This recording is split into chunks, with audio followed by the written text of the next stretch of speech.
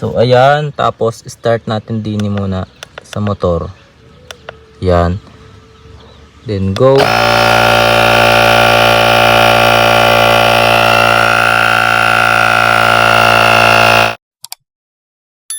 Matagal ko na nga pala guys ginagamit itong digital air compressor na to. Ngayon ko lang sinireview kasi ngayon ko lang gustong gawin. Ito nga pala yung laman niya. Meron tayong charging cord. Ito siya oh. Ayan. Tapos syempre meron din tayong manual. Tapos ito naman yung ating air compressor na. Malaki siya. Ayan oh. Pero ang maganda dito, kasya pa naman sa yubak sa motor. Kaya poised na ayos pa din. Tapos ito yung panglagay sa motor. Tapos ito naman meron pa siya mga pin. Okay, ito yung para sa bola. Tapos, ito namang natitira para sa mga balloon.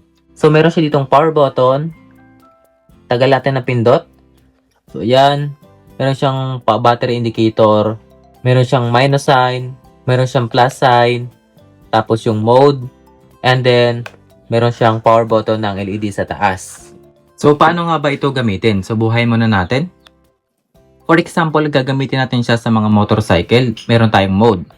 Yan, sa car, sa bola, sa bicycle, at sa motorcycle. Kapag sa mga motorcycle tsaka sa car, nakalagay siya sa bar. So, ilang bar nga ba yung dapat natin gamitin? Base dito sa kanyang manual, kapag gagamitin natin sa mga motorcycle tires, siya is nasa 1.8 hanggang 3.0 bar. So, pwede natin siyang ilagay 1.8. Ayan, nasa 1.8 bar na siya. Okay naman hanggang 3 bar. Pwede naman siya. Ayan. And then, ilalagay natin yung kanyang adapter. Ito, American valve. And after nun, pindutin na natin itong power button.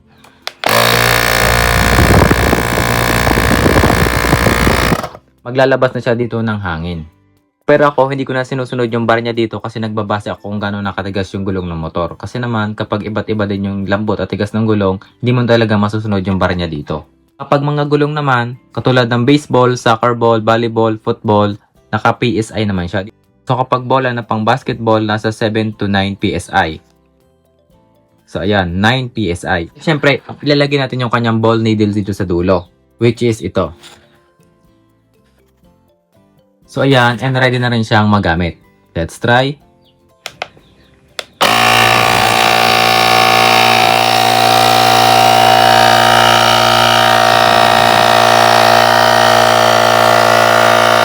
And then kapag sa mga balon naman gagamitin, syempre, hindi na natin magagamit itong para sa bola.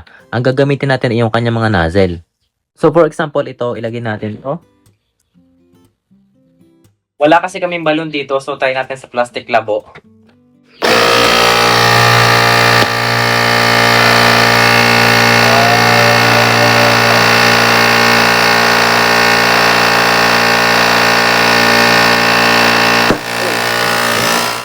Ngayon naman, mag-tear down tayo para makita natin kung ilan nga ba yung kanyang battery at kung ilan yung kanyang capacity.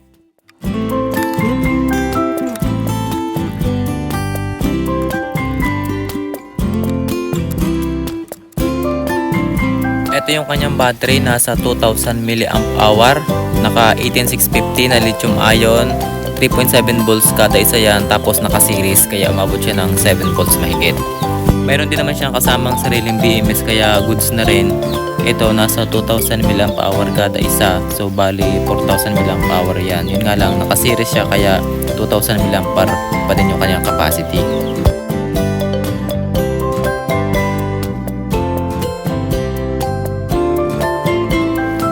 Ngayon naman, try natin mag-capacity test. Dito na ako nagdikit ng wire sa kanyang BMS. Hindi ko siya narekta sa battery para naman protektado pa din. Tingnan natin kung hanggang ilang capacity bago siya mag-cut off.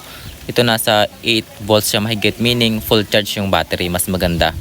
Let's try na dito. Ito na yung kanyang positive at negative. I-discharge natin siya sa 1 ampere. Tingnan natin kung kakayanin ba nito hanggang tumagal. Ito guys, tumigil na, nasa 1.9 ampere hour or 1900 milliampere. Wala na rin siyang ma-detect na voltage kasi nag-auto off to yung kanyang BMS dito, nag-cut na ng power para magprotektahan yung overdrain. So yun guys, based sa aking capacity test, yung kanyang battery umabot lamang ng 1,900 mAh. Hindi na siya umabot ng 2,000 mAh kasi naman meron nga siyang BMS. Ang maganda kasi sa battery na merong BMS ay protektado siya sa over-discharging saka sa overcharging. So mas matagal siya masisira. Ngayon naman, try na natin siya dun sa aking motor. Tingnan natin kung kaya niya nga bang hanginan yung dalawang motor at kung malulobat nga ba agad siya. Ito yung gulong natin ngayon. Ayan na yung kanyang pito, nakahapay na. Tapos malambot na rin. So tatagrin ko na lang muna yung hangin. So gawin naman natin ito. Ilagay na natin din eh. Higpitan lang natin para hindi sumingaw. Ayan, pagkatapos ito, ilagay na natin ito din eh. Tapos, higpitan din natin. Ayan. So, mahigpit na. Tapos, press natin to. So, ayan. Naghahangin na.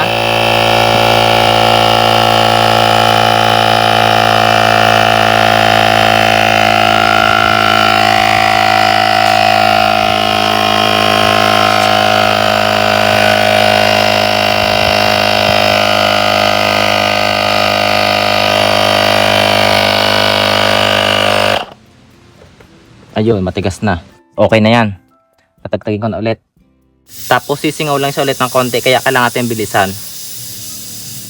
Para hindi maubos yung hangin. Ayun.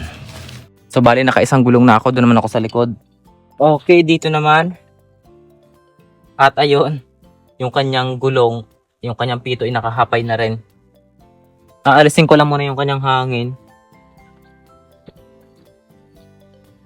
So ito, bali tuwid na yung kanyang pito. So ilagay ko na ito din eh. Napakadali naman yung gamitin guys. Higipitan mo lang dito, tapos pa-power on lang. Yan. So ito oh. Wala siyang kalaman-laman. So ayan, tapos start natin din muna sa motor. Yan. Then go.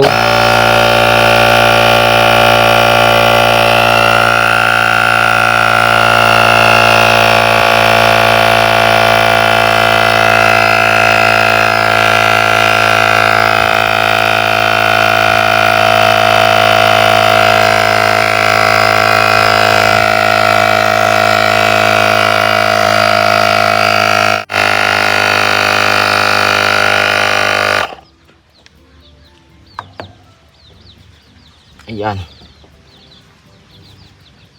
Tigas na. Pwede na to. Ayan, okay. Okay na yung gulong, matigas na. So bali nakabomba na ako ng dalawang gulong. Tapos ito, may laman pa rin, hindi pa rin siya nalolobat. Ayan. And then ito guys, nilalagay ko na siya dito sa U-box ng motor para kahit nasa biyahe, tapos na flat yung motor at makakapagbomba ng hangin. Tapos kapag nalobat naman to, syempre meron ako nitong back converter. Ito nakakabit sa battery. Tapos meron dala kong charger para kahit nasan man, makakapag-charge ako. So dito ko siya ilalagay. So ganito lang siya. Ito yung back converter ko. Tapos meron siyang wire, tapos terminal lag.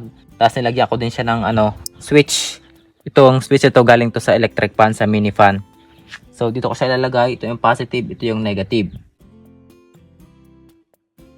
So ayan, kapag ginagamit ko, binubuhay ko lang dito, ayan, meron siyang ilaw.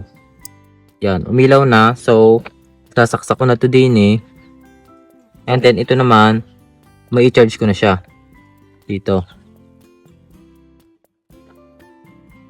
So, ayan o, nagcha-charge na siya. So, wala nang problema.